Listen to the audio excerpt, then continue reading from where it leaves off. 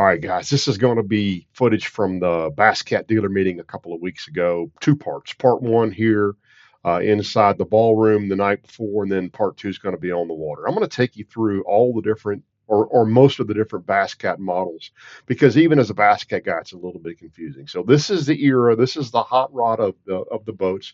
You can put a 300 horsepower. It's a 20-foot 2-inch, and it's the traditional narrow beam Basscat, 94-inch beam. So, I mean, this is the go fast Basscat. A lot of the pros still run this boat because of the speed of the boat. And as we learned at the Classic, talking to a lot of those pros, not just Basscat pros, a lot of them are as concerned about speed and maneuverability as anything else. This is a pretty traditional layout. It's got the triangular Basscat live wells, but you see the front deck is basically two large storage lockers on either side and then three lockers down the middle. So that's a pretty traditional setup. You got the ice chest between the seats, and there's another ice chest under the steps, also very traditional setup. Okay, now we move to the Caracal, 20-foot 2 inches, again, same as the era, but 2 inches more in beam and just a broader boat for the length of the boat. More fishing space on the front deck, certainly more fishing space on the back deck.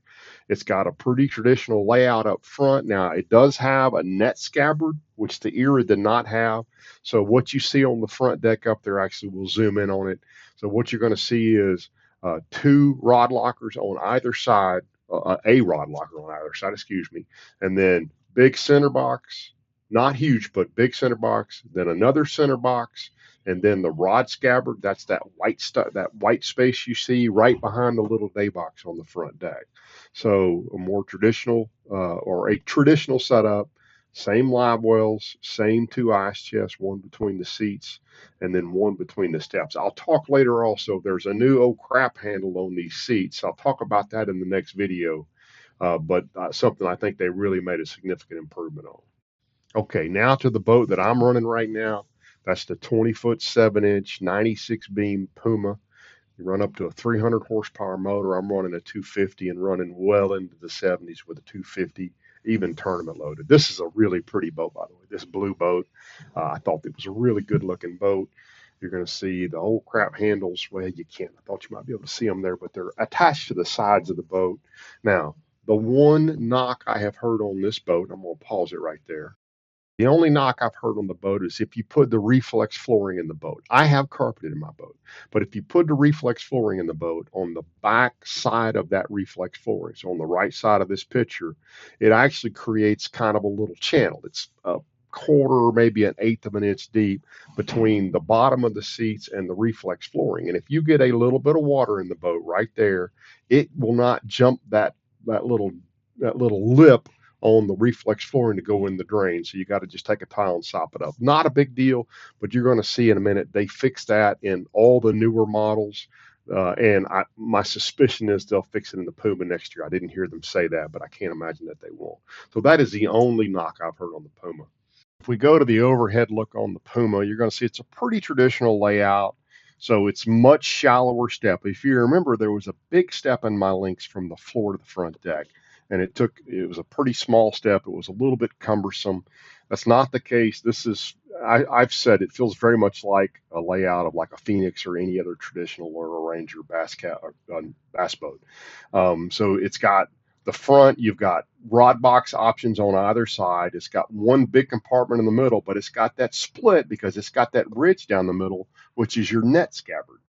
So really what you've got, and then you've got the two little day boxes up front with the net scabbard between them. So really what you've got is you've got a 5-box setup with 4 lids. And what I mean by that is that big middle compartment is split by the net scabbard. That's a ridge. You see the bright white in the middle. So it really becomes one compartment. And you can't carry near as much stuff in the front of this boat as what you're going to be able to carry in the new Lynx. Next up is the Jag. It's the mothership, right? It's a 22-footer. You're going to see us run at almost 90 miles per hour the next day. It's this particular boat's got a 400R on it. It can run up to a 500 horsepower motor, so you could put a lot of motor on this boat. It is a lot of boats, 22 feet. It's only a 94-inch beam, so it's a more traditional, thinner faster setup bass cat, and that's, I mean, when you're this big a boat, you can kind of get away from that. I'm also going to say, when I ran this boat a couple of years ago, I felt like the boat had a lot of side slop in it, and we ran it in some pretty ugly conditions. I didn't feel that at all. So I'm starting to think that had something to do with the steering that was in that prior boat. We'll talk about that more when we actually take the boat out here tomorrow, which will be my next video we get up for you guys. A couple things about this boat. First off, it's a very deep boat for the cockpit. The floor of the cockpit is much more like my old Lynx style boat. And there's actually, I'm going to show you here in just a second, there's actually 2 steps up to the front deck of this boat. It reminds me of my buddy Clay's Gambler, how low you sit in the boat. You can see you got 2 steps to the front deck. It's a big step up to the front deck. So it's a different feel. I actually like the way you sit down in the boat. And then it's got a crap ton of storage space. So 2 rod lockers on either side. Then you've got 2 front compartments, 2 middle compartments, and then there in front of the passenger seat where you see the 2 little circles is another compartment. And come to find out, that's where a lot of guys carry their helmet inside this boat. And if you're not carrying a helmet, it's a great place to carry rain gear or other kind of stuff. Okay, we're just working our way around the ballroom. So the next boat was the new Lynx STS. So same hull, 20-foot 7-inch, 96-inch beam as the Puma STS. Same motor, max motor, 300 horsepower. I'm running a 250, same on the same hull, if you will. Couple of changes to this boat: recessed cleats on the front deck, something I had been begging for. And then you're going to see in the floor of this boat, if you do that recessed flooring, they're going to give you a channel and they're going to slide that we'll show you this better in a minute, but they've slid that drain back so you don't get that water running back and forth. The new seats are in the boat. We'll talk about that in a minute. I'm going to show you a video here where we talked about the boat while we were actually there looking at the boat. By the way, you'll see that boat, this boat has 2 latches on that middle front compartment. The boat you're going to see that we look at is a single latch. This is a very traditional bass boat setup. As I said about the other one, feels like a Ranger, feels like a Phoenix, if that's what you're comfortable with.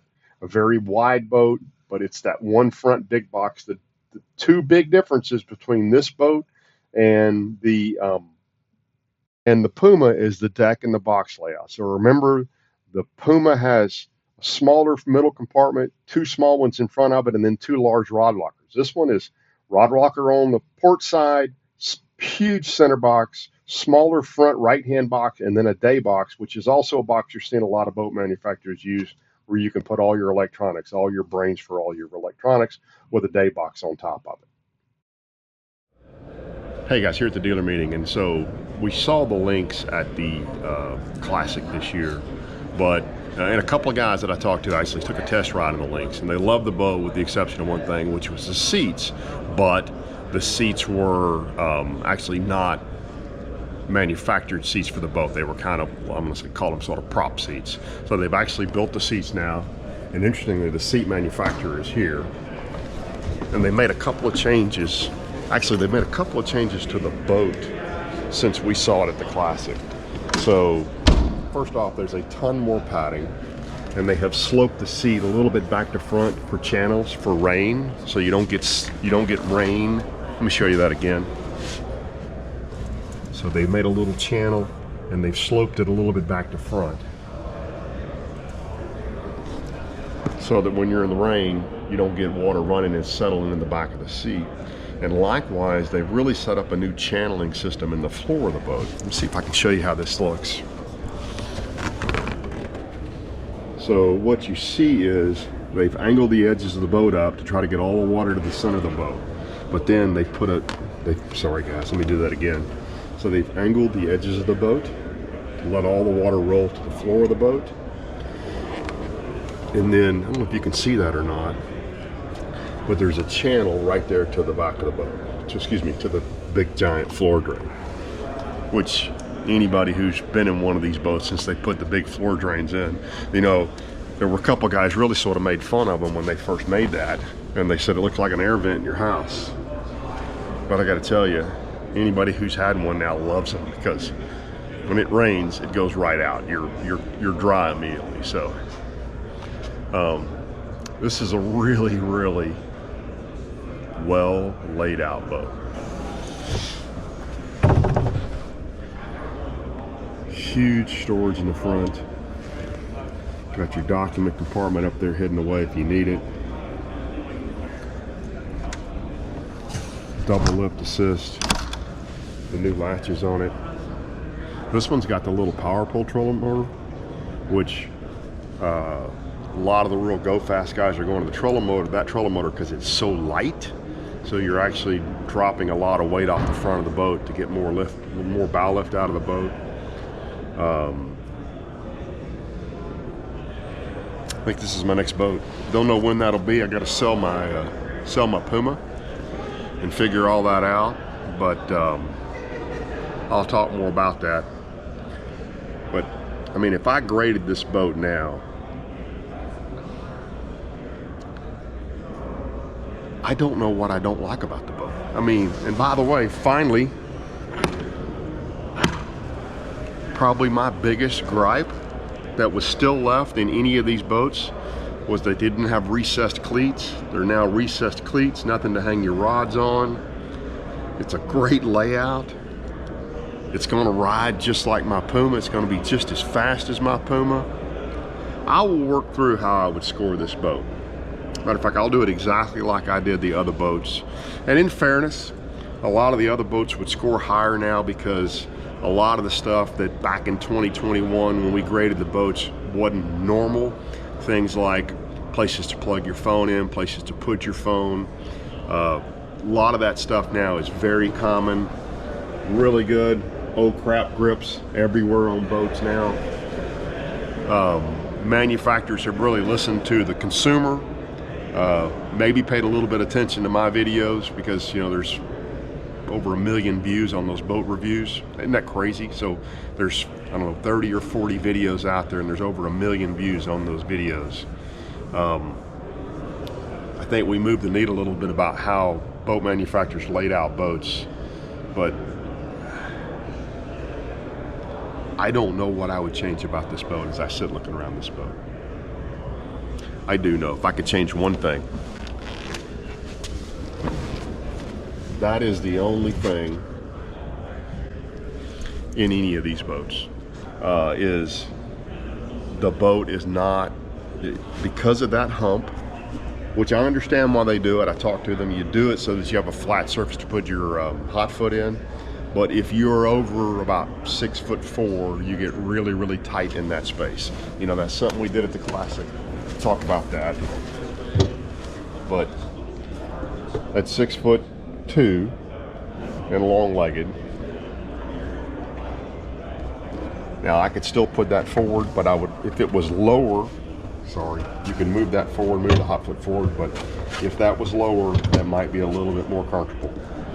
But otherwise, there's nothing I'd change about this boat, I don't think. I'm gonna run it tomorrow, so we'll see. I'm also interested to run the Jag. They've got a Jag over there with an R on it, so we're gonna run that boat too. But I like the seats, I like the boat. More to come. So we're actually in the Lynx, and just at glance, that looks narrower to run your rods through because I think it's probably a wider seat. Gosh, me not having a measuring tape is crazy. We'll have to go over there and look at the Puma and see what Let's go look. is. So James and I wandered over, and so the Lynx and the Puma both now, because of the wider seats, have a little bit less space for your conger to stack the rods. But what they've done right is they've given a really good old crap handle. You can see it right there on the driver's seat, but I'll show it to you here. This is a screenshot of a screenshot. Unfortunately, none of the boats on the website are the 26s yet. There's none of the new seats on any of the pictures. So there you see it right there. And a lot of boats, actually pretty much every manufacturer got dinged in the review for not having good places, old crap handles for your conger to hang on to. So you see they've mounted them on the side of the seats. They are big enough to get your hands in with gloves on. So before, you had to hold that cross handle, a co-angler, and then the rail on top of the gunnel, and it was uncomfortable, and you had to reach both ways. Now you can pull straight down. There's also one on the side of the driver's seat, so if you run 3 across, if you're a guide or if you take the kids out, they've got a safe spot to hold on to. So from looking around at the Classic and seeing a lot of other boats there, a lot of manufacturers have really have really done a good job with this now. Okay, and the last boat is a Cougar. So this is a 20-foot 4-inch boat. This is right in between, right? You've got the Era and the Caracal at 20-foot 2 inches. You got the Puma and the Lynx at 20-foot 7 inches. This is the 20-foot 2-inch boat, but with a 94-inch beam. So the more narrow, normal Bass Cat style boat. Sorry, I don't have good video of that. It just wasn't well lit. It was a very pretty boat, but you kind of see the layout of the boat here. Again, real similar to the rest of the boats. The front deck's a little bit different here. So you've got one mid-sized box down the middle. You've got your rod box up the starboard side. That's actually a rod box up the port side that what you think is something blocking. It's actually just a lid of the other box flipped over. So pretty traditional setup on the front deck of that particular boat. All right, guys, forgive me. I'm going to go down memory lane a little bit here. So this is the Pantera Classic. It's a 19-foot 6-inch boat, 90-inch beam. They also make the Pantera 2, which is a little shorter, wider boat. It's a 19-foot 1-inch boat with a 93-inch beam. The Pantera 2 was the first new bass boat I ever got in. Now, this is the layout for the Classic, the 19.6. You see the rod box down the middle, a little bit shorter boat. There's also a rod box option on the on the port side there. But my buddy Bill Johnson bought this boat, let me get it right, the Pantera 2, when it was new. I believe it was 88 or 89, either the first or second year they made that boat. And it was a big boat in its day. But, I mean, we ran all over Rayburn and Toledo like we owned it. So I don't know why more guys don't look at one of these style boats. I mean, Michael Yoder fishes out of a Sabre all the time in East Texas, which is a much smaller boat. So there's some really good deals. This is right off the Bass Cat website, versus buying a 10 boat kind of in that same price range or a 3 or 4-year-old boat. You buy this boat, you got, the whole warranty, you got a new motor warranty, all your electronics are warranted. I just think this is a boat that's worth driving before you make a decision on buying something in that price range. Tour would be the Classic. Okay, so one of the changes is in the Vision boats now, they've got Easy Loader making the trailers. And so you've got metal fenders, right? And you've got a different step apparatus at the front. Now, interestingly, you can put an Easy Loader under any of the other boats as well. I think it's probably a little bit more expensive because you have to do some add-ons to get the same setup here.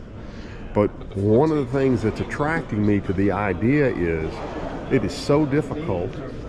Show you over here. You don't get any of that. So I have two 18s on the front deck of my boat, okay? So right there are two 18s. So to go from that step to that step, I have to make sure the trolling motor turns just right, step here. And then over here, I have put grip tape. So I literally step over the trolling motor to get into the boat when I launch by myself. For guys who are running a lot of electronics, that step alleviates that problem. So you now have trailer options. And the other thing, if I were a touring pro, if I drove 10,000 miles a year, I would go to this trailer. And the reason I would do that is if you have ever blown a tire on a fiberglass trailer, there's every chance in the world you're going to tear your fender up. You can tear a metal fender up, but it's a lot harder to tear a metal fender up than it is to tear a fiberglass fender up. So that trailer's available on all boats. You just have to order it that way. Just custom. And by the way, these guys, they're made right next door to Bass Cat there in Mountain Home. So that's pretty slick. And as they said, this is custom made for. They didn't take an Easy Loader trailer and put a Bass Cat on it. They had Easy Loader build a Bass Cat trailer for them. Also, on the Classics, on those boats, that was traditionally a Bass Cat trailer with 3-inch tubing. It's now 4-inch tubing, so it's a little more heavy-duty trailer as well. So that's a new change. I think new change for the 20. Are we looking at 26s? We're all looking at 26s here. So for the 2026 pure model. Okay, learning as we go. So interestingly, the recessed was originally done in the trial in the Jag, as was the channeling in the floor. So the Jag was where they tried it and figured out it worked. And then it went into the new Lynx. Puma has the same setup flooring that it had last year. Still got the sloping from the sides, but you see the drain set up a little bit differently. So a little bit, in my opinion, of an improvement in the Lynx versus the Puma there. And I've also noticed, so the Puma, Caracal, all the premium boats now have the new seats in them, and they are really slick looking.